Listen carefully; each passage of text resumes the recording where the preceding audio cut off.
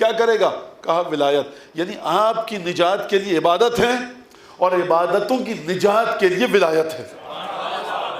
اب میں روایت یہاں پر بیان کر دوں کہ جب انسان مومن جب مومن کو قبر میں رکھا جائے گا تو جاءت ست صورن، 6 صورتیں آئیں گی خوبرو طریقے سے مومن کی قبر میں۔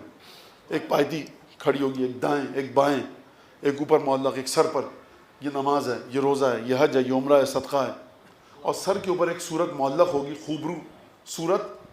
مومن کو بتایا جائے گا سب صورتیں ہیں، تو مومن پوچھے گا سر پہ جو معلق ہوگی صورت، تو کون ہے؟ یہ تو نماز ہو گئی، یہ روزہ ہو گیا، یہ حج عمرہ صدقہ، اب تم کون سی عبادت ہو؟